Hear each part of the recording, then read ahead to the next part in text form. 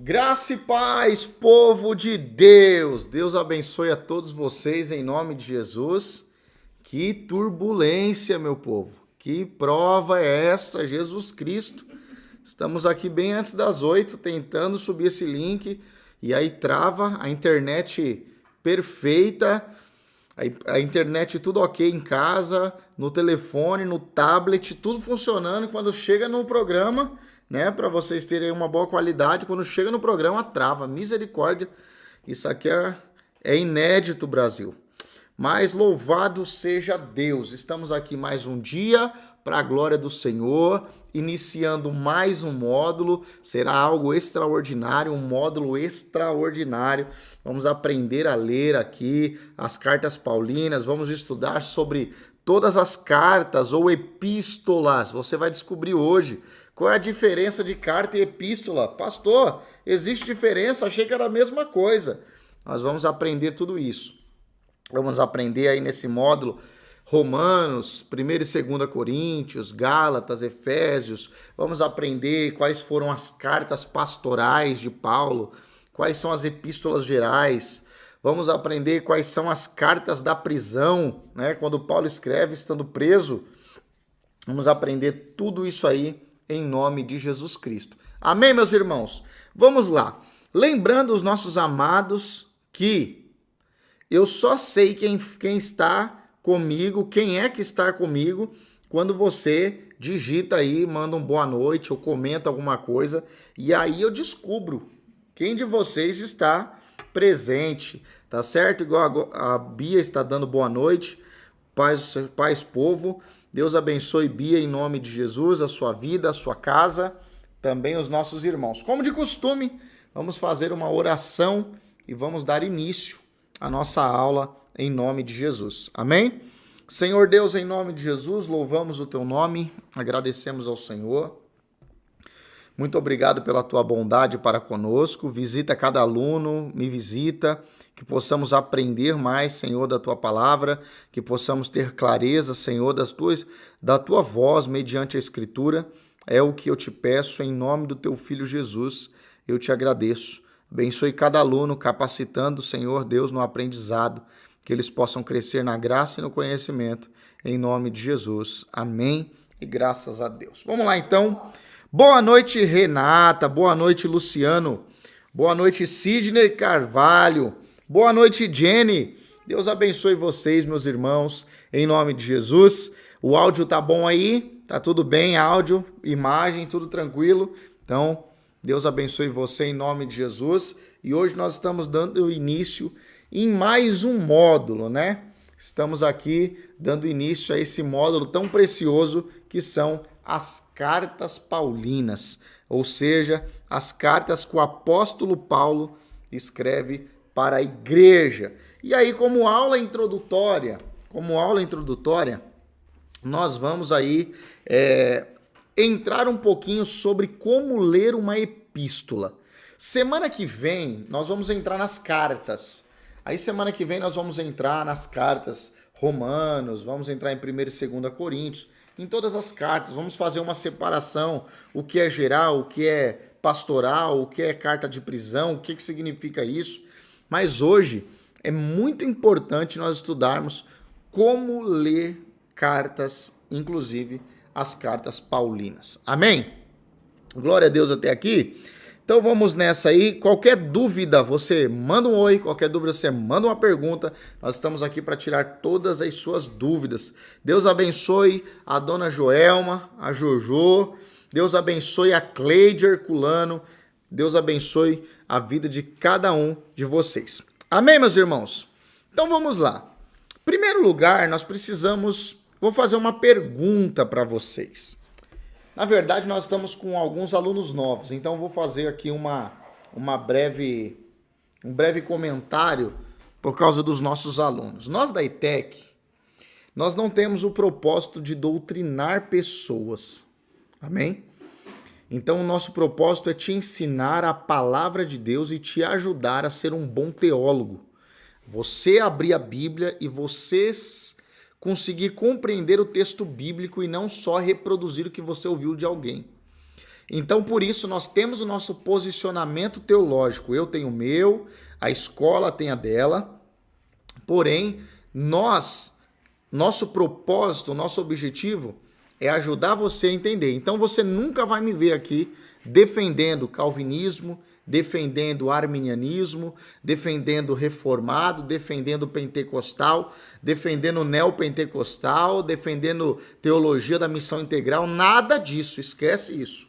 Aqui é o ambiente onde você vai aprender a palavra de Deus pela palavra de Deus, sem doutrinação. Você como um ser pensante há de compreender o texto bíblico pelo próprio texto bíblico. Amém? Dito isto, vamos dar início então aqui à nossa aula de introdução às cartas paulinas. Então a primeira coisa que nós precisamos aprender é que existe uma diferença entre uma carta e uma epístola. Vamos lá. Você já deve ter escutado alguém falar assim: a epístola de Paulo a Romanos, a epístola de Paulo a Corinto, né, a igreja de Corinto. Ou você também já deve ter escutado assim: olha, porque a carta de Paulo escrita, você já escutou. E a maioria das pessoas entendem que tanto carta como epístola são a mesma coisa, está falando de um mesmo assunto. E em partes o é. Porém, nosso propósito hoje é tornar mais Caxias, tá certo? Mais assim, de uma forma mais científica na nossa linguagem. Então, vamos nessa aqui. A carta, Adolfo Deisman, ele faz um comentário muito pertinente. E ele explica que carta é diferente de epístola. Porque a carta em si, ela não é literária. A ideia da carta é dar direcionamento para alguém. Então, quando nós falamos de carta, a diferença da carta para a epístola é que a carta ela não vem a carta ela não vem para a posteridade. Ou seja, a ideia da carta é que Paulo escreve uma carta para determinada igreja para resolver determinado problema e se encerra ali. Então, quando nós lemos lá 1 Coríntios, porque eu preparei aqui um esboço mais ou menos de 1 Coríntios, para a gente entrar nesse assunto aqui de como estudar uma epístola. Então, quando nós lemos lá, por exemplo, em 1 Coríntios, o apóstolo Paulo, ele escreve aquela carta para sanar problemas específicos da igreja que estava em Corinto. Amém? Então, foi para lá. Foi escrita para um povo, para um grupo, para uma pessoa, para um grupo de pessoas, para um determinado local, para uma determinada situação, para um determinado problema. Não serve para a posteridade. Já a epístola, ela vem para a posteridade porque ela tem um valor literário. Ou seja, a epístola, ela serviu para a igreja de Corinto, mas ela também abrange para toda a igreja. Então, a ideia da epístola ela é destinada a todo o público. Conseguiram entender até aqui? Alguma dúvida até aqui? A diferença entre carta e epístola? A carta, ela é destinada a um grupo. Ela foi escrita para um grupo específico e ela não tem posteridade no público.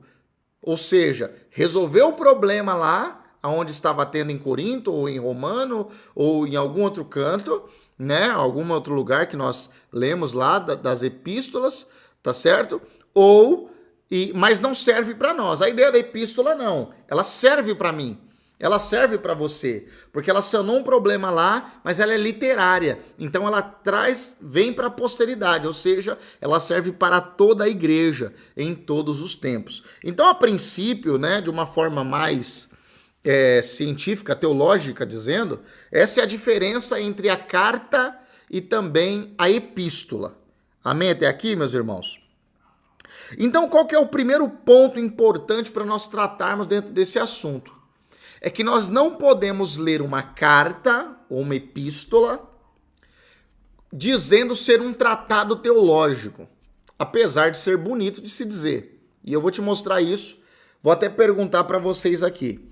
Algum de vocês já escutaram algum pregador, ou pastor, ou professor falando da carta aos Romanos, a epístola aos Romanos, e ele diz assim, porque Romanos é o maior tratado teológico. Alguém já escutou alguém falar isso, por exemplo, de Romanos? A epístola aos Romanos é o maior tratado teológico que nós temos. Você já escutou isso? Coloca aí. Se você já escutou, né, em algum lugar, eu quero que você coloque aí, por favor, para nós interagirmos. Maravilha? Então, qual que é a primeira lição? Nós não podemos olhar uma epístola ou uma carta e defender que ela é um tratado teológico. Por quê? Porque as cartas são documentos ocasionais. Ou seja, as cartas e epístolas, elas foram escritas para um grupo, para uma ocasião. Por ser escrito para uma ocasião, ela não pode ser um tratado teológico. Entende isso? Não tem como você dizer isso aqui é o tratado teológico. Por que é o tratado teológico? Porque Paulo ali... Por que não é? Porque Paulo ele não escreve ali para defender uma tese teológica. Ele escreve para resolver um problema. Amém? Então vamos supor, todo mundo diz sobre Romanos ser o maior tratado teológico. Por que não é? Vamos entender um pouquinho aqui dentro de um contexto rápido. O apóstolo Paulo, ele nem está em Roma, mas ele manda a carta para sanar o problema de Roma. E qual era o problema de Roma? Estava tendo ciúmes. Um ciúmes muito grande de gentil com judeu. Os judeus e os gentios não estavam se entendendo. Então nós temos um problema sério ali. E como que Paulo escreve Romanos? Apontando que todo mundo é pecador. Ele começa por aí, porque todos pecaram e carecem da glória de Deus. Ele começa dizendo, não existe diferença entre judeu e grego, porque todos estão debaixo da desobediência, tanto judeu como grego estão debaixo da desobediência. Amém? Então Paulo vem fazendo essas aplicações. Então ele começa, não existe diferença entre judeu e grego. Jesus derrubou a parede da divisão, a parede que separava Jesus derrubou. E aí Paulo vai dizer, por que não existe diferença entre judeu e grego? Porque todo mundo é pecador igual. Então você vai ver que Romanos ele vai embasar o quê? Só um minutinho, meus amados.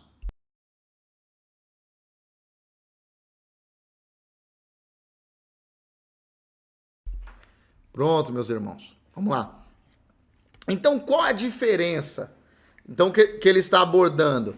Olha, não tem diferença entre judeu e grego porque todo mundo pecou. Então você vê que Paulo abordando em Romanos, ele vai falar o quê? De Adão para baixo está todo mundo dentro do mesmo saco. Não tem judeu, não tem grego, não tem gentil, porque está todo mundo, abaixo de Adão está todo mundo no mesmo problema. Qual é o problema? O pecado e a morte espiritual. Então o apóstolo Paulo vai tratar em Romanos a justificação pela fé em Jesus. Perceba que não dá para defender que é um tratado teológico, porque o propósito ali não é fazer um tratado sobre justificação, mas é resolver um problema.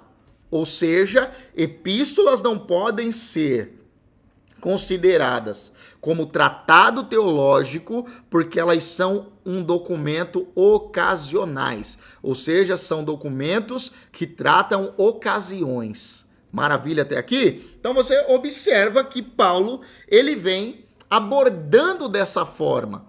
Então o que nós aprendemos? Que nas epístolas nós vamos ver teologia, mas não pode dizer que é um tratado. Eu estou separando aqui as coisas porque você é um futuro teólogo. Amém? Você é um futuro teólogo. Você está fazendo um seminário de teologia porque você vai ser considerado um seminarista em teologia. Então você precisa estar preparado para isso. Então veja bem, o apóstolo Paulo, ele vai abordar essa situação todinha e o tema dele lá em Romanos é justificação pela fé. Então você percebe que em Romanos o apóstolo Paulo ele vai usar 15 vezes a palavra justificação em Romanos, só que nas outras cartas de Paulo nós não temos tanta evidência dessa forma, dessa palavra. Então, por exemplo, em Romanos aparece 15 vezes a palavra justificação. Em Gálatas aparece 8 vezes a palavra justificação. E em todas as outras 11 epístolas de Paulo só aparece 2. Uma em 1 Coríntios capítulo 6 e uma em Tito capítulo 3, versículo 7. Então, para nós resumirmos aqui essa introdução, o que precisa ficar gravado no nosso coração? Epístola, a diferença entre epístola e carta, amém? A carta, ela é para uma ocasião específica e não fala para a posteridade. A epístola, ela é uma carta também, mas o objetivo dela é tratar com a posteridade. Esse é o primeiro ponto. Segundo, por que nós não podemos dizer que a epístola de Paulo, ou a epístola de Pedro, ou a epístola de João, ou a epístola aos Hebreus é um tratado teológico? Não podemos dizer isso porque cartas são ocasionais. É um documento ocasional. E ela não pode, porque a ideia do autor não é trazer uma sistematização dentro de uma doutrina. Por isso não é um tratado. Amém até aqui? Alguma dúvida? Você pode colocar aí. Maravilha, povo de Deus? Então vamos lá. Vamos aqui ver a teologia de Paulo nas cartas. Porém, nós vamos entender um pouquinho por que a diferença entre uma e também a diferença entre outra. Maravilha? Então vamos lá. Sempre que nós vamos estudar uma carta, sempre, meus irmãos, que a gente vai estudar uma carta, nós precisamos de fazer algumas perguntas. Pastor, por que é tão necessário fazer perguntas para a carta? Você já deve ter escutado isso na escola bíblica dominical da sua igreja. Vamos lá. É muito importante fazer essas perguntas, porque uma ilustração que uma vez eu escutei e li um livro, provavelmente o rapaz falou do que estava escrito no livro. Pensa comigo da seguinte forma. Existe uma ligação telefônica, onde você está escutando alguém falar, mas você não consegue ouvir a conversa toda. Ou seja, você sabe que do outro lado da linha tem alguém também falando alguma coisa que você não sabe o que é, porque você só escuta uma parte. Então, por que nós precisamos fazer perguntas para as cartas, para as epístolas? Por que nós precisamos fazer pergunta para a Bíblia, para os livros que nós vamos ler? Porque não tem como lermos tudo igual. Deixa eu abordar esse ponto do telefonema aqui e nós vamos entender a diferença de uma coisa, de um texto, de uma ocasião para outra. Então vamos lá. Quando você só escuta um lado, você não sabe o que está por trás. Quando você escuta alguém falando no telefone, ele começa a dar uma bronca ou trazer uma correção, ou ele começa a dar ideias. E você fala, mas o que será que está acontecendo? Consegue entender? É quando nós lemos a Bíblia. Porque quando nós lemos a Bíblia, nós estamos do lado de cá do telefone, onde nós estamos ouvindo o apóstolo Paulo falar, ou melhor, lendo. Só que nós não sabemos o motivo pelo qual ele está escrevendo. Como nós não sabemos o motivo pelo qual ele está escrevendo, nós precisamos fazer muitas perguntas ao texto. Consegue entender isso? Então, por que ele está falando isso? Para quem ele está falando isso? O que estava acontecendo quando ele estava falando isso? Qual foi a razão dessa bronca? Entende isso? Então, vamos lá. Quando nós vamos estudar as epístolas, eu vou dar aqui um break aqui para te explicar a diferença. Não tem como nós estudarmos epístolas da mesma forma que nós estudamos um livro histórico, por exemplo. Por exemplo, Atos. Atos, ele é um livro descritivo. Quando nós falamos da Bíblia, talvez você já escutou esses termos descritivo normativo. Você já escutou isso? Descritivo normativo. Literal, e alegórico. O que é isso?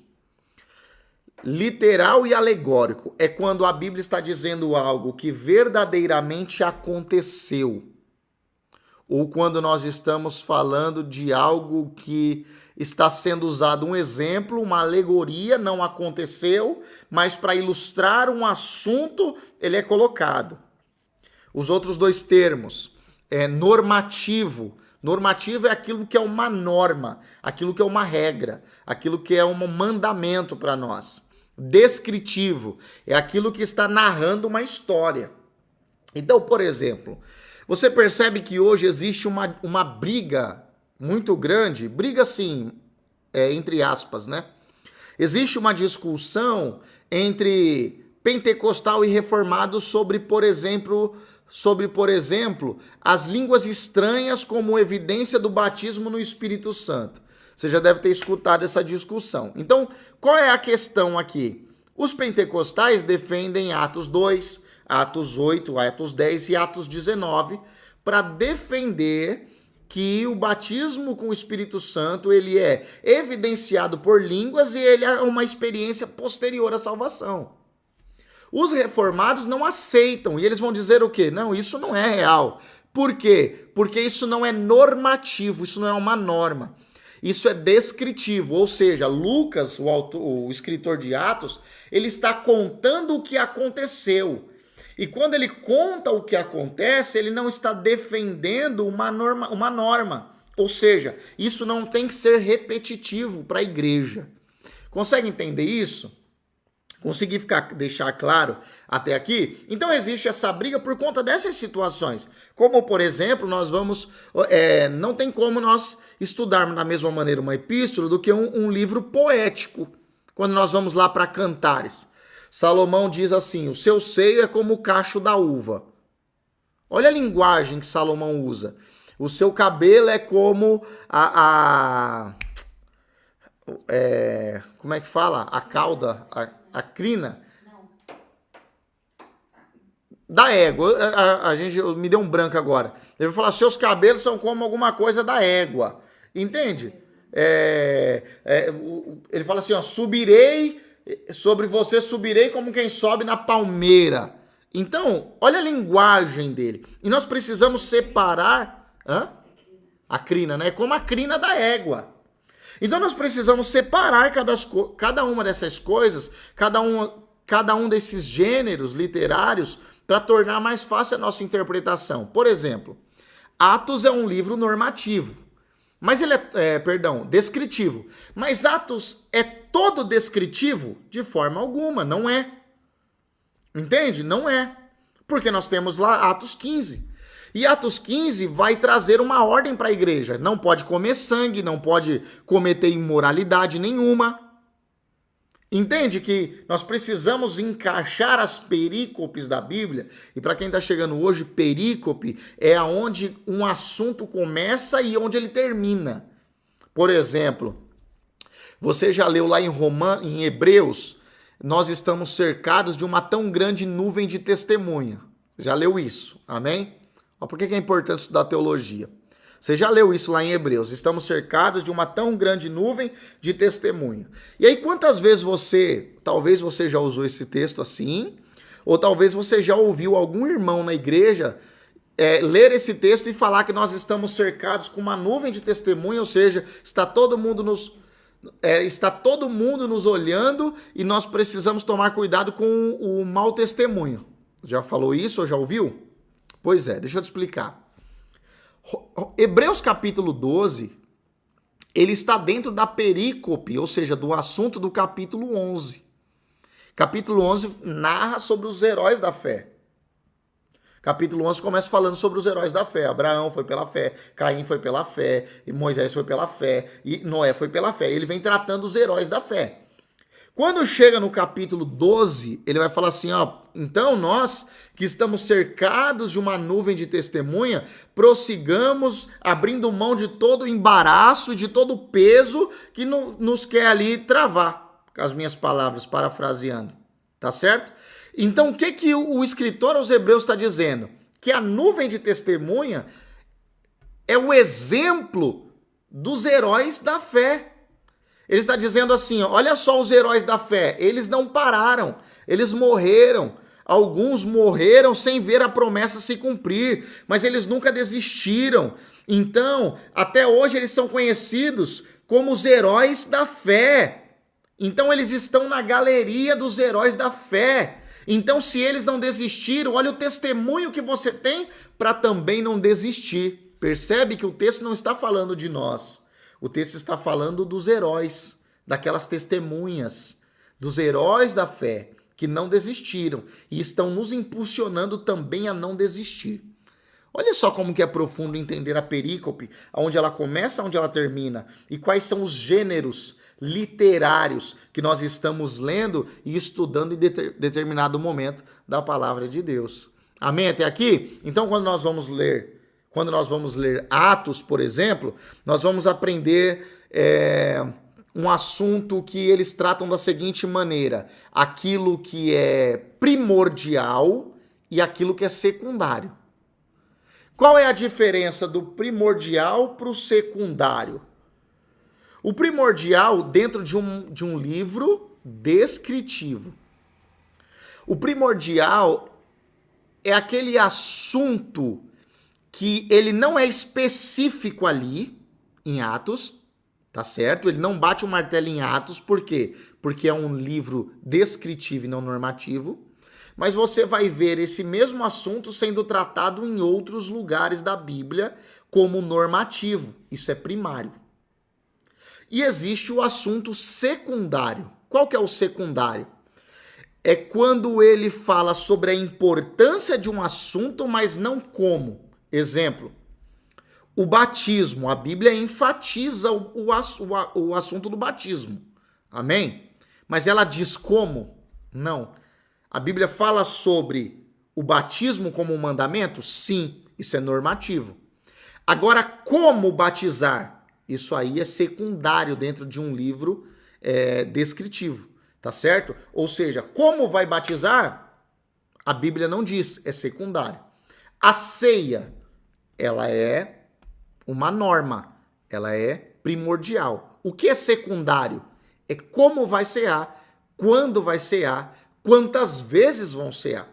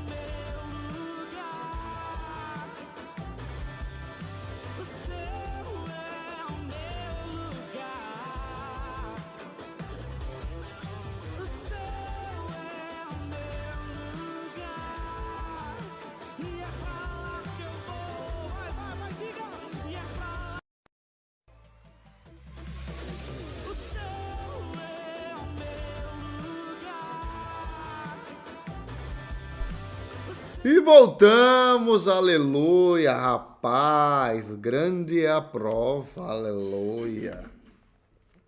Meus amados, isso não é normal, hoje está fora do normal, fora da curva. Como está parando tudo aqui, tá certo? Mas em nome de Jesus, vai parar agora esses trimelique aí, tá certo? E vamos seguir até o final em nome de Jesus, né? Então, os nossos amados que estão chegando hoje, saiba que isso não é comum, né? Não é normal. Também não é normal nós mudarmos o link conforme o intervalo. Não, é uma aula direta, uma aula só. Mas é que hoje parou muito. Na verdade, estou tentando entender o que seja isso aqui, porque não é normal parar. Amém? Até aqui? Então, glória a Deus. Vamos seguindo aqui na nossa aula sobre cartas. E agora, o que nós vamos fazer? Primeiro, antes de nós entrarmos aqui, uma dúvida. Por acaso, existe alguma dúvida para vocês a respeito do que falamos até agora? Ou até agora ficou claro? Ou até agora está tudo tranquilo? Fala comigo, meu povo.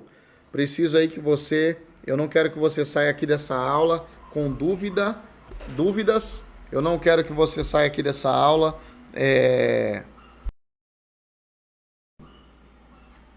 Eu não quero que você saia daqui dessa aula com dúvida nenhuma. Eu quero que você entenda aí, compreenda tudo aquilo que nós abordamos dentro do assunto.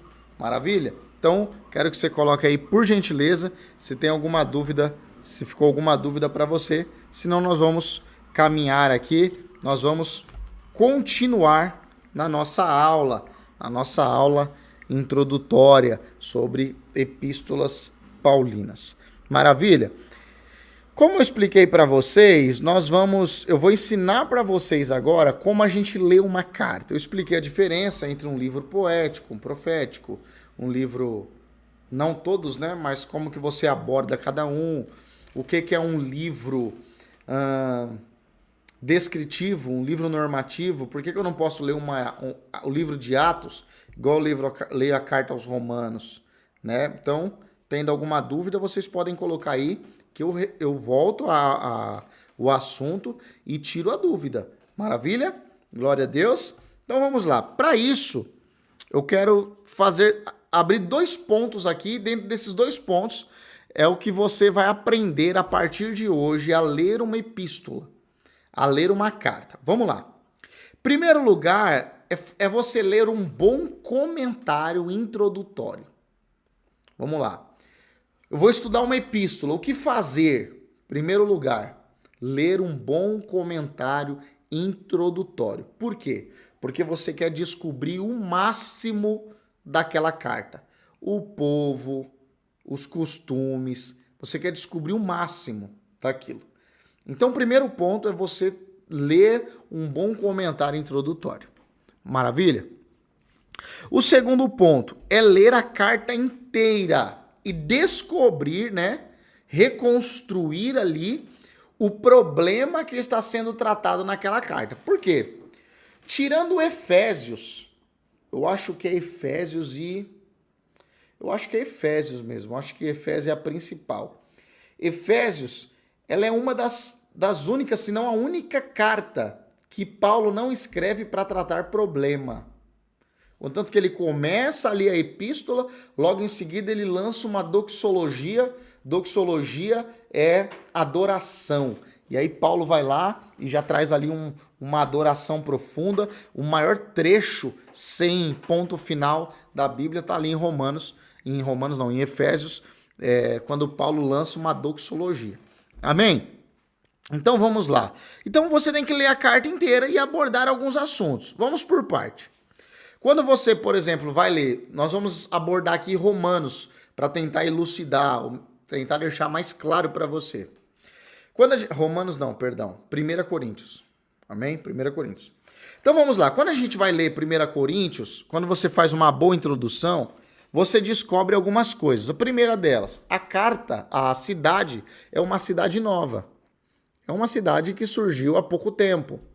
A cidade de Corinto, ela era uma cidade com aproximadamente 94 anos quando o apóstolo Paulo escreve a sua primeira carta a ela. Então era uma cidade jovem, podemos assim dizer. Era uma cidade muito jovem, 94 anos não é nada. Só que, por outro lado, apesar dela ser uma cidade jovem, ela era uma cidade muito rica. Por quê? Porque ela era uma cidade portuária, logo ela era uma cidade cosmopolita. O que é isso, pastor, uma cidade cosmopolita? É uma cidade que recebe gente de todos os lugares.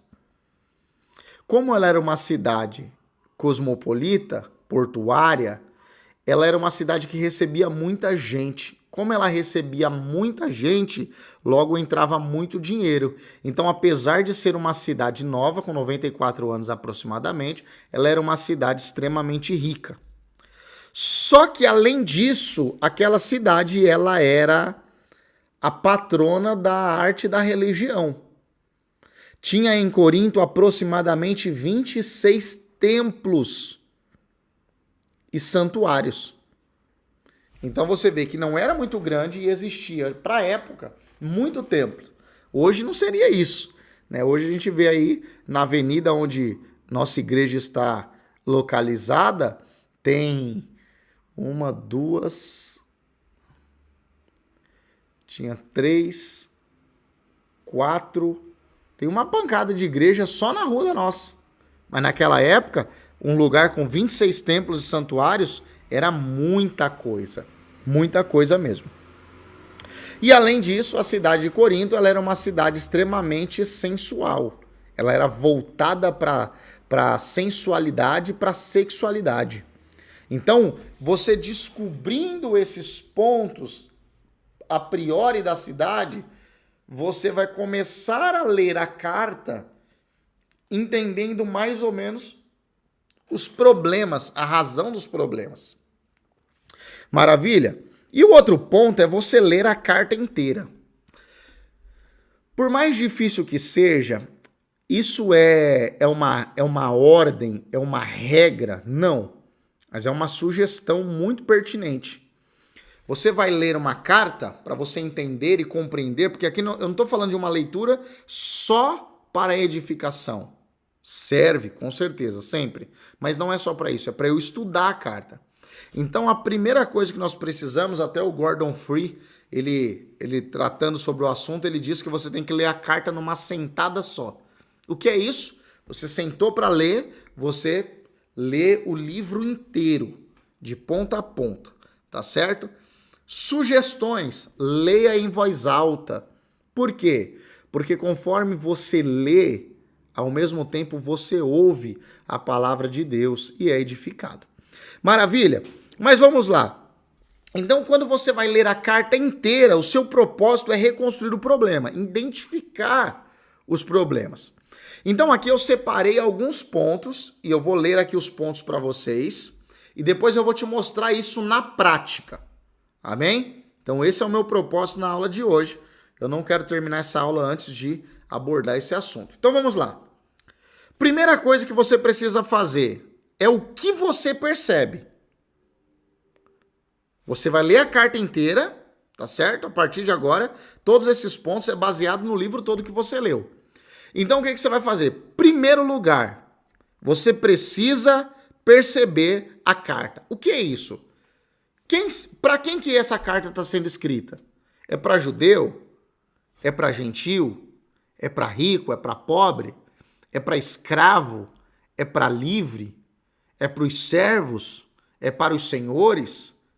Primeiro ponto, você vai ler a carta e você precisa perceber quais são os problemas da carta, para quem está escrevendo essa carta. Segunda coisa, você vai entender a atitude do autor. Como nós estamos lendo 1 Coríntios, sabemos que é a carta de Paulo. Então, qual é a atitude de Paulo? Leu de ponta a ponta? Em primeiro lugar, eu preciso ter uma percepção. A segunda, eu preciso ver a atitude do apóstolo. Qual é a atitude do apóstolo Paulo? Maravilha? Terceiro, qualquer coisa mencionada em especial da carta. Qualquer coisa que foi especificado na carta, eu preciso dar atenção a isso. E quarta e última, eu preciso fazer uma divisão natural da carta. Eu mesmo estou lendo e eu estou fazendo essa divisão. Amém até aqui?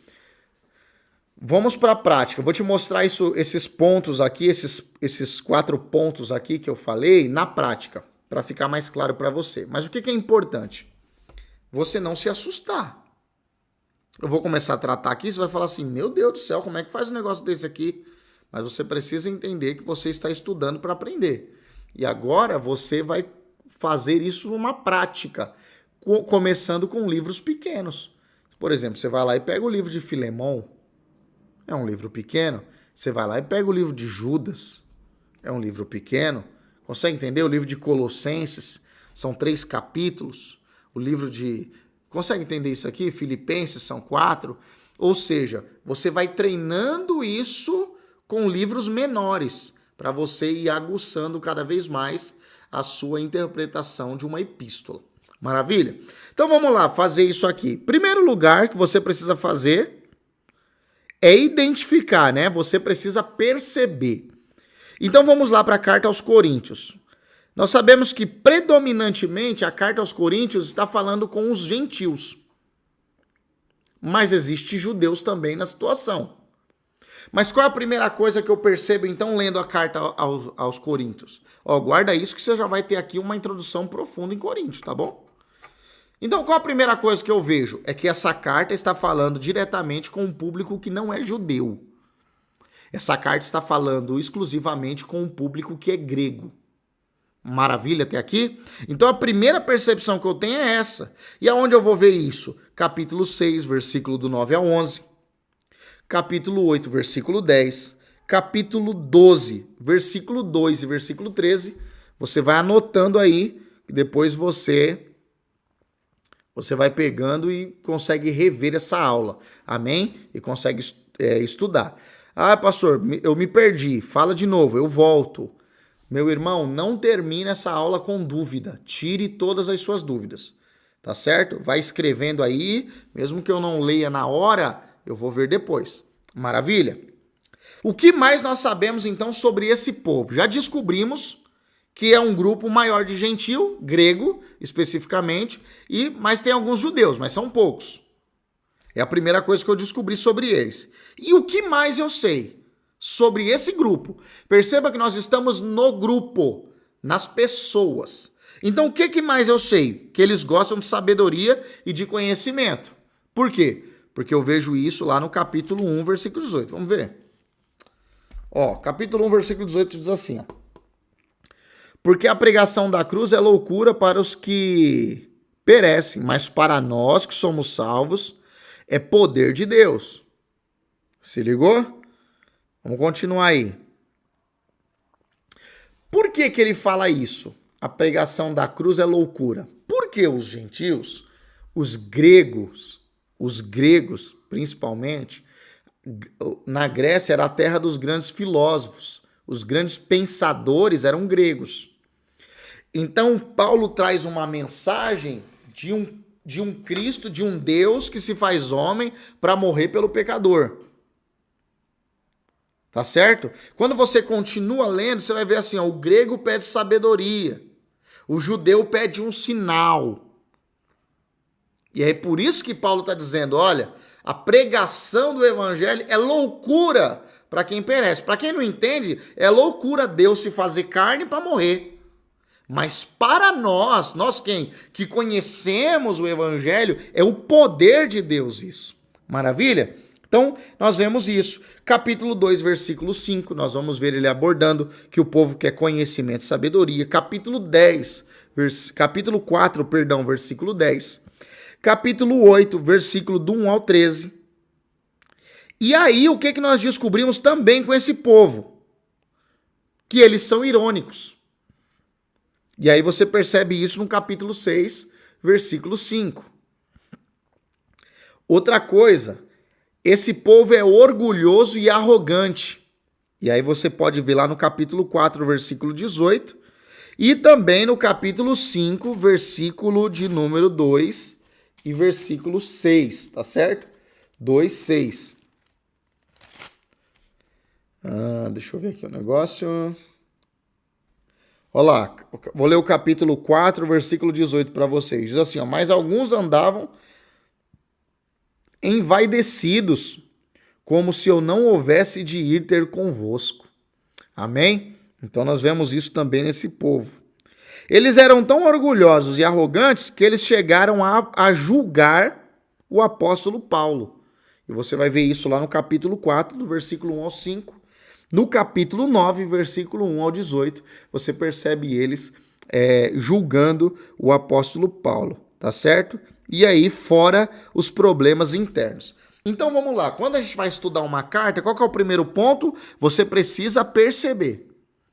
E nessa percepção nossa da leitura aos Romanos, o que que nós descobrimos? Que a maioria é gentil, mas tem judeu, que eles gostam de sabedoria e de conhecimento, que eles são irônicos, que eles são orgulhosos e arrogantes, que eles chegaram a julgar o apóstolo Paulo. E tudo isso está nos versículos que nós lemos. Amém até aqui? Vamos seguindo. O segundo ponto que nós abordamos é a atitude do apóstolo Paulo. Então, qual a atitude do apóstolo Paulo diante de tudo isso? De tudo isso o quê? De tudo isso que nós narramos aqui, de toda a carta.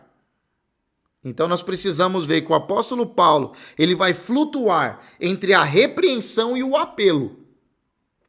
Então, o apóstolo Paulo, ele vai perceber essa cidade, ele vai perceber esses gentios com alguns judeus, vai identificar o problema da carta e agora o apóstolo Paulo vai começar a flutuar. O que é isso? Ele está escrevendo para abordar duas coisas. Primeiro lugar, ele está repreendendo o povo. Você vai ver que o apóstolo Paulo, em 1 Coríntios, ele é duro.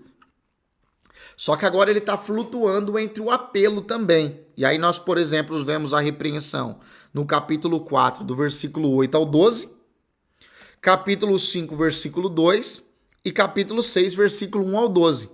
E o apelo dele está no capítulo 4, versículo 4 ao versículo 14, até o versículo 17. Ó, diz assim, ó: eu não escrevo essas coisas para vos envergonhar, mas advirto-vos como a meus filhos amados. Olha só como é que ele flutua entre a dura e ele começa ali, né, fazer um apelo para eles. Aí olha o versículo 15.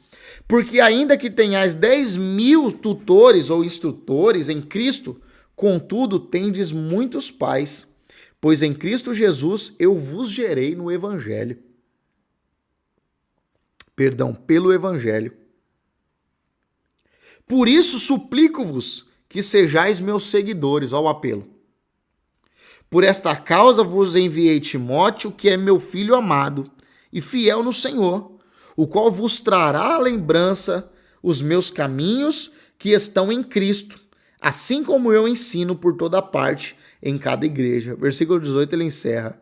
Mas alguns andavam envaidecidos, como se não houvesse de ir convosco. Amém? Então você vai ver que a atitude do apóstolo Paulo está entre a repreensão, o apelo e a exortação. Você vai ver que o apóstolo Paulo exorta o povo. Você pode ver isso lá no capítulo 6, do versículo 18 ao versículo 20, e você pode ver isso lá no capítulo 16, versículo 12 até o versículo 14. Amém? Até aqui, meus irmãos? Alguma dúvida? Então nós aprendemos o que você precisa perceber e abordamos esses aspectos. Qual a atitude do apóstolo Paulo? Abordamos esse. Então, resumidamente, qual é a atitude do apóstolo Paulo? Ele vai flutuar entre repreender, entre fazer um apelo e entre trazer uma exortação. E aqui vale uma lição. Exortação que a Bíblia usa, principalmente lá em Corinto, aqui em Corinto, né, quando nós lemos lá capítulo 14. Exortação não é você ficar brigando com as pessoas. Exortação é encorajamento, entende isso?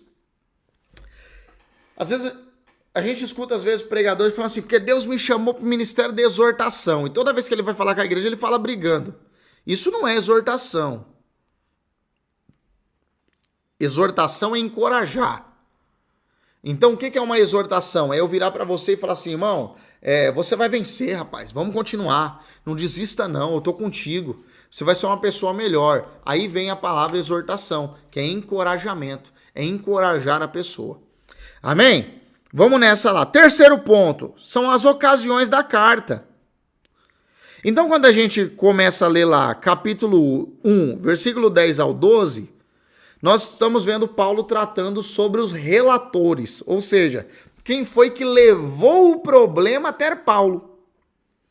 E aí nós vemos que foi a família de Cloe ou a família de Cloé. Quando nós lemos aqui sobre as ocasiões da carta, a primeira coisa que a gente descobre, quem foi que mandou a carta para Paulo? E nós sabemos que é a família de Cloe ou Cloé. Por que nós sabemos que Paulo não estava lá? Por causa do versículo 18 que nós lemos, do capítulo 4. Mas alguns andam envaidecidos, como se eu não houvesse de ir ter convosco. Ou seja, Paulo não estava lá. Ele recebeu essa carta tratando dos problemas e agora ele está reenviando, ou melhor, enviando uma carta para tratar do problema daquele povo. Por isso que nós estamos falando que ele está mandando uma carta. Por quê? Porque ela era algo ocasional, para tratar um problema da situação. Amém até aqui? Então nós vemos isso no capítulo 5, versículo 1. O apóstolo Paulo faz referência do que foi relatado. Ele começa a tratar ali o que tinha na carta quando foi enviada para ele. Aí você vê isso no capítulo 7, versículo 1. Vemos que Paulo recebeu uma carta da igreja, capítulo 7, versículo 25. Quer ver, ó? Capítulo 7, versículo 25. Diz assim, ó. Ora, não, é isso não. Capítulo 7. Ah, não, aqui são os problemas da carta.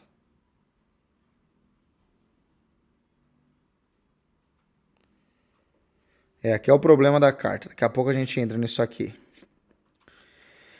Então o apóstolo Paulo, ele começa a abordar os motivos. Não, tá certo. O apóstolo Paulo está abordando aqui os motivos pelos quais ele recebeu a carta para tratar o problema. E aí a gente começa a ver os problemas aqui. Capítulo 7, versículo 5. Versículo 25, vamos ler? Capítulo 7, versículo 1, ele diz assim, ora, acerca das coisas que me escrevestes, bom seria das coisas que me escrevestes, ou seja, mandaram uma carta para ele, era isso que eu queria ver. Aí vamos lá, aí ele diz assim, ó, bom seria que homem não tocasse em mulher. O que Paulo está fazendo aqui então? Ele está mostrando o que tinha na carta que ele recebeu. Amém até aqui? Por que nós estamos aqui? Essa aula às vezes parece até que fica cansativa, mas na verdade aqui é uma aula mais metódica. Por quê? Porque nós precisamos agora aprender como que faz isso. E é um pouquinho detalhado. Então, tudo isso que eu estou te passando, tudo isso que eu estou mostrando para você, é como se estuda uma carta. Amém? Então, nesse terceiro ponto, nós estamos aprendendo que Paulo recebeu uma carta de quem e o que tinha nessa carta. Então, a primeira coisa está lá no capítulo 7, versículo 1. Capítulo 7, versículo 25, ele diz o seguinte, ora, com relação às virgens, eu não tenho mandamento do Senhor, contudo dou a minha opinião, como alguém que tem obtido misericórdia do Senhor para ser fiel. Capítulo 8, versículo 1 diz, ora, no tocante às coisas oferecidas aos ídolos, nós sabemos que todos temos conhecimento. O conhecimento envadece, mas a caridade edifica. E ainda você pode ver lá no capítulo 12, versículo 1. Vamos lá ver, 12, 1. Ora, acerca dos dons espirituais, irmãos, eu não quero que sejais ignorantes. E capítulo 16, versículo 1 também, Paulo diz assim. Ora, quanto à coleta que se faz para os santos, o mesmo que ordenei às igrejas da Galácia, fazei vós também. Perceba que em todos esses trechos tem a expressão ora. O que é isso? Paulo está abordando o que tinha na carta. Então a família de Cloé escreve para Paulo tratando os problemas que tinham lá. Paulo faz o quê? Responde a carta, pontuando cada coisa que tinha na carta que ele recebeu. Pode ver que todas essas expressões começam com ora. Ora, é como se eles estivessem respondendo. Então, no capítulo 16, versículo 1 tem ora. No capítulo 12, versículo 1 tem ora acerca dos dons. No capítulo 8, versículo 1 tem ora. No capítulo 7, versículo 1 tem ora. E no capítulo 7, versículo 25 também tem ora. O que é isso? Paulo está pontuando os assuntos que foram passados para ele. E ele está respondendo cada um. Amém? Até aqui, meu povo? Glória a Deus? Então vamos lá.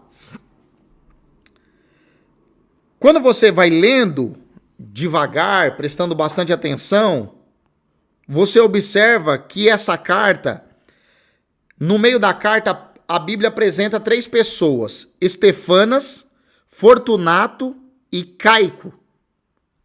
Capítulo 16, versículo 17. Qual é a percepção que precisa se tirar disso? Esses homens são líderes da igreja. E aí nós podemos também, a partir do capítulo 16, versículo 7, nós conseguimos observar essa chegada e a autoridade que Paulo está dando para esses homens. Então, já vou para o quarto ponto, mas encerrando aqui no 3, perceba que às vezes nós já lemos a carta aos Coríntios, mas nós nunca paramos para prestar atenção no que de fato tinha tudo isso que nós acabamos de ver aqui. Se eu te perguntasse agora, e aí, você já tinha lido a carta aos Coríntios? Você provavelmente, se for um cristão que lê a Bíblia, você vai falar, já tinha lido sim. Eu te perguntaria, você já tinha reparado em tudo isso aqui? Você falaria não. Por quê? Porque nós lemos a Bíblia só como se fosse um livro. Mas cada gênero literário da Bíblia, ele precisa ser abordado com a lente certa. Amém? Então, a partir de hoje, você vai. Aí talvez você esteja vendo isso aqui como um bicho de 7 cabeças. Mas vou repetir o que eu falei quase agora. Isso aqui não é algo fácil. Existem anos estudando teologia bíblica, estudando sobre como ler uma perícope, identificar uma perícope. São muitos anos. Então isso aqui você está aprendendo como fazer para que a partir de hoje você comece a treinar. Então você vai pegar Romanos com 16 capítulos, você vai pegar 1 Coríntios capítulo 1 com 16 capítulos? É claro que não, é muito trabalho. É muito difícil. Você vai pegar uma carta como Colossenses, que tem 4 capítulos, perdão, e aí lá naqueles 4 capítulos você vai ler de uma vez só e você vai começar a tentar identificar. Entenda isso aqui, meus irmãos. Você vai ficar bom na hermenêutica bíblica quando você tratar isso com exercício. Então, é sempre fazendo o exercício. E aí você vai cada vez mais aperfeiçoando, a sua leitura vai melhorar, a forma de ler vai se tornar melhor, não adianta ter pressa. Então lê o livro todo, não conseguiu pegar, lê o livro todo de novo. A orientação Gordon Free, ele até aconselha você ler 2, 3 vezes o livro todo antes de começar a pesquisar para que aquilo se torne cada vez mais claro para você. Amém?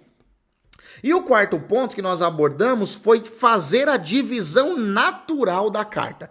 Pastor, o que é a divisão natural da carta? A divisão natural da carta é você conseguir separar o esboço da carta.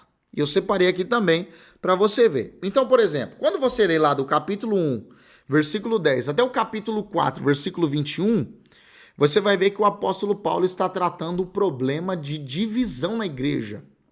A igreja estava sendo dividida. Olha que interessante isso. Quando você lê lá do capítulo 1 ao capítulo 4, você vai ver que existia um problema de divisão na igreja. E aí você percebe, olha só, Por que que é importante? Aí você percebe que lá no texto da ceia, capítulo 11, o apóstolo Paulo vai falar assim, ó, sobre comida, esperem uns pelos outros. Ó, vou explicar isso aqui. Algumas igrejas, elas tornam o esperar uns pelos outros como uma doutrina, como se fosse um mandamento bíblico. Entende? Então você percebe que existem igrejas que você chega e você vai comer a ceia lá. O diácono serviu a ceia para você, o irmão já pegou o pão, já comeu o pão e já bebeu o suco de uva, porque já oraram, já apresentaram, já consagraram lá os utensílios da ceia, né? O pão e o suco. Aí chegou lá, pegou, comeu. Aí alguém vê e ele fala, tá errado isso aí. Aí você fala, mas por que tá errado? Aí ele vai falar assim, porque a Bíblia diz que tem que esperar uns pelos outros, como se fosse uma ordem da epístola. Mas não é. O que é isso? É uma ordem da carta. Entendeu? A carta ocasional era um problema que existia na igreja. Era um problema de divisão, e a gente vê isso do capítulo 1 ao capítulo 4. E quando a gente descobre, lá na ceia ele fala, porque um tem fome e o outro tá bêbado. Um não comeu nada e o outro já tá embriagado. Porque a ceia, naquela época, os irmãos levavam a ceia para a igreja e lá eles comiam. Como tinha grupos, os irmãos que eram ricos levavam grandes banquetes, bebiam vinho e aquele grupinho ficava bêbado de barriga cheia. Os irmãos que eram pobres e que não tinham nada, eles chegavam lá, ficavam olhando o povo comendo, o povo bebendo e ficavam com fome e não participavam. Então o apóstolo Paulo começa a escrever no capítulo 11, dizendo, estou sabendo que há problema entre vocês aí, eu não me orgulho disso. E é o seguinte, quando vocês forem se reunir para ceia, esperem uns pelos outros. Quem tem fome, come em casa. Por quê? Porque a igreja estava dividida. Não era como é hoje, onde a gente separa o pão. Vamos lá, hoje tem as igrejas, cada um tem o seu método, a sua metodologia de servir a ceia. Então, nós temos lá o grupo que corta o pão e os diáconos, os presbíteros e os pastores pegam ali os pães empunhados, né, e separam em pedaços e distribuem para a igreja.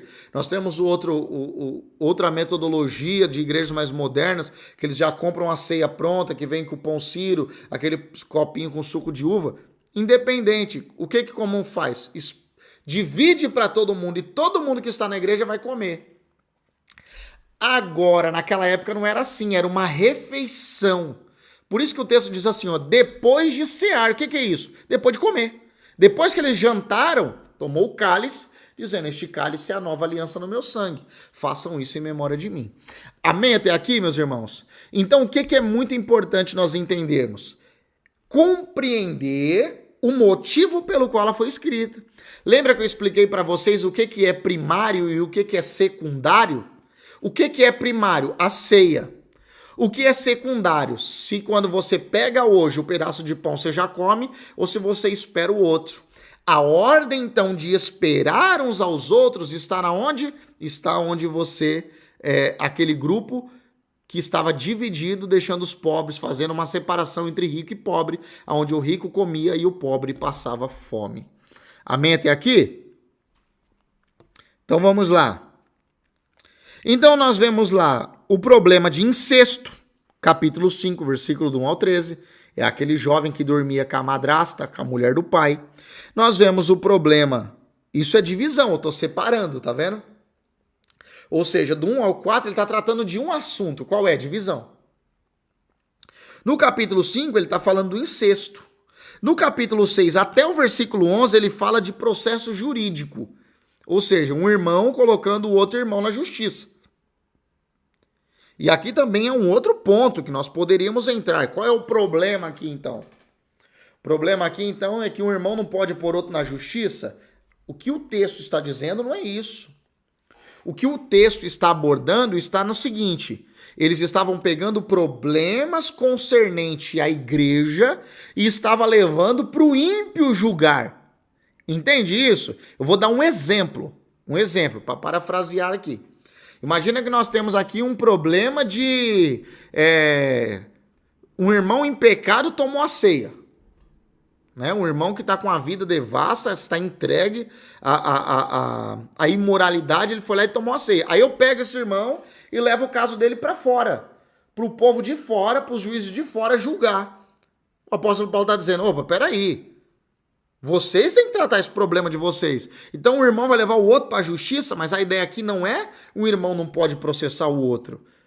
E não que eu esteja aconselhando a processar. O que eu quero dizer é, o assunto aqui está tratando sobre aquilo que é da igreja ser levado para quem é ímpio. Entende? Nós não estamos tratando de um caso, por exemplo, um marido que bate na mulher. Qual que é o meu conselho? Procure a polícia para prender esse covarde. O marido bateu na esposa, tá certo? Não, irmão, vamos orar aqui entre nós, porque a Bíblia diz que nós não podemos levar o caso à justiça. Não é isso que a Bíblia está dizendo. Por que é importante você saber ler uma carta para não cometer esses equívocos teológicos? Então, nós vamos orar, é claro que nós vamos orar, mas nesse caso aí, isso é criminal. Nós vamos levar para a justiça, porque esse rapaz precisa ser punido. Porque a palavra de Deus não ensina ele bater na esposa. Pelo contrário, diz que ele tem que dar a vida por ela. Então, nós não podemos tratar... Nós temos um caso famoso desse agora na internet. Um rapaz famoso que abusou de uma criança. Foi encontrado o sêmen dele numa criança e a igreja, os líderes estavam tratando entre eles. Não pode, isso é criminal. Isso é justiça.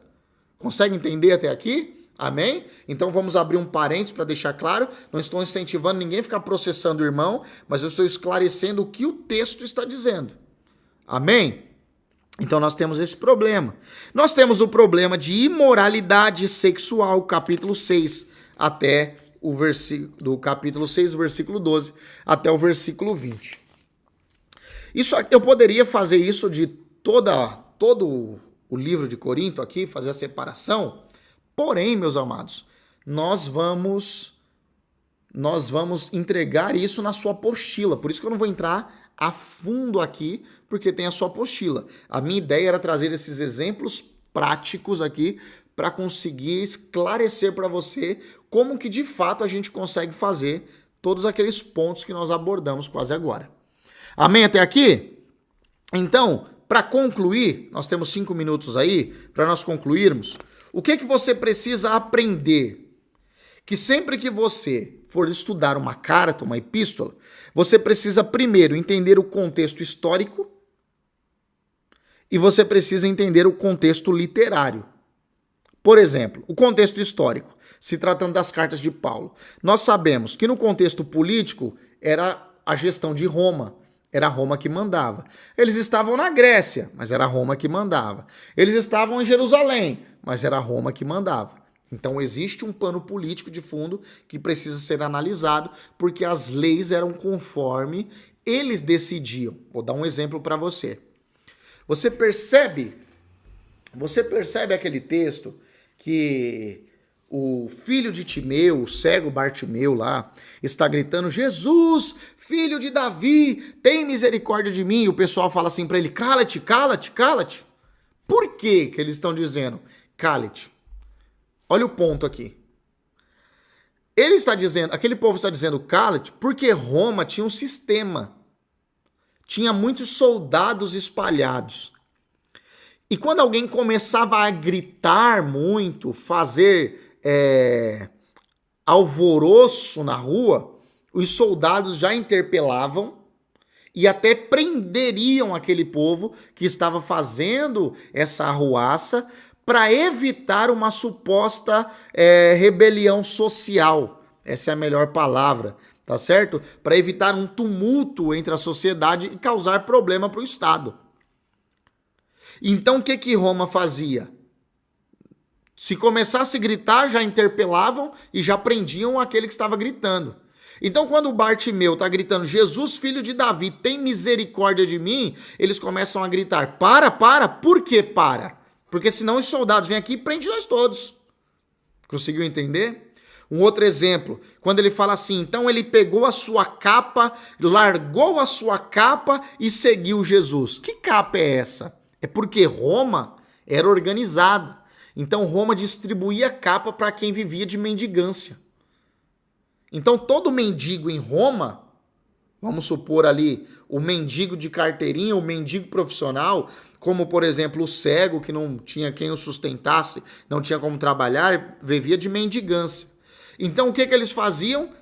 Os mendigos, eles tinham capa, onde eles estendiam e andavam com ela para ser autorizado a viver mendigando nas ruas. Por isso que quando Jesus cura ele, ele joga a capa fora. Por quê? Porque a partir de hoje eu não preciso mais mendigar, eu vou trabalhar. Consegue entender esses detalhes? Tudo isso é importante, esse pano de fundo. Por quê? Porque você consegue entender alguns assuntos, alguns aspectos. Quando nós vemos lá o leproso gritando, a Bíblia diz que o leproso veio gritando. Esse leproso veio gritando o quê? Ele veio gritando leproso. Por quê? Porque segundo a lei de Moisés, lá do livro do Antigo Testamento, lembre-se que mesmo estando em Jesus, eles eram judeus, então eles viviam muito sobre a lei. Então todo leproso, quando estava andando em público, ele era obrigado a vir gritando, leproso, leproso, leproso. Amém até aqui? Isso só são alguns pontos que eu gostaria de trazer aqui mais clareza para ficar melhor a sua compreensão. Então, o segundo ponto, o contexto religioso. Você vai estudar, você precisa entender quais eram as religiões. Então nós tínhamos a igreja cristã primitiva, que era considerada uma seita, que era considerada a religião do caminho. Nós tínhamos o judaísmo, nós tínhamos os agnósticos, tá certo? Tinha muito agnóstico também naquele lugar, tá certo? Nós tínhamos os filósofos que eram tratados e até debatiam muito sobre o assunto, faziam parte da cultura. E o contexto cultural. Qual era o contexto cultural, por exemplo, das cartas de Paulo? Era um contexto helenístico. O que é isso? Era um costume que os gregos tinham implantado. Amém até aqui? E no contexto literário não é diferente. Mas como uma carta, você precisa abordar o seguinte. Primeiro, o nome de quem escreveu. Segundo, o nome de quem está recebendo. Então é o escritor e o destinatário. Terceiro, a saudação. Quarto lugar, o assunto, todo o corpo do livro. E em último lugar, a saudação final e a despedida. Sempre que você for ler uma carta, você vai perceber que a carta vai começar dessa forma. Quer ver? Deixa eu ver se eu consigo dar um exemplo rápido para você aqui, porque já deu nosso horário. Ó, Romanos capítulo 1, ó como começa. Paulo, servo de Jesus Cristo, chamado para ser apóstolo, separado para o evangelho de Deus. Aquele que antes prometeu, e aí você vai perceber. Todo livro que você for começar a ler das epístolas, geralmente, o que ele começa? Como ele começa? Com a saudação. 1 Coríntios 1, Paulo, chamado para ser apóstolo de Jesus Cristo, pela vontade de Deus, e Sóstenes, o nosso irmão. E assim sucessivamente. Perceba então que toda a carta começa trazendo o nome, quem é o destinatário, a saudação, o corpo e a saudação final e também a despedida. Amém até aqui, meus irmãos? Glória a Deus, eu espero que você tenha gostado, eu espero que você tenha aprendido e entendido, e aí qualquer dúvida você pode estar mandando para nós aqui pelo WhatsApp, nós vamos tirar a sua dúvida e eu tenho certeza que será um tempo de crescimento. Os alunos novos sejam bem-vindos, os alunos que já estão conosco, um prazer imenso estar com todos vocês aqui, um beijo no coração e terça-feira que vem nós entramos já em Romanos e aí vamos abordar livro por livro. Deus abençoe e até terça-feira. Tchau, tchau.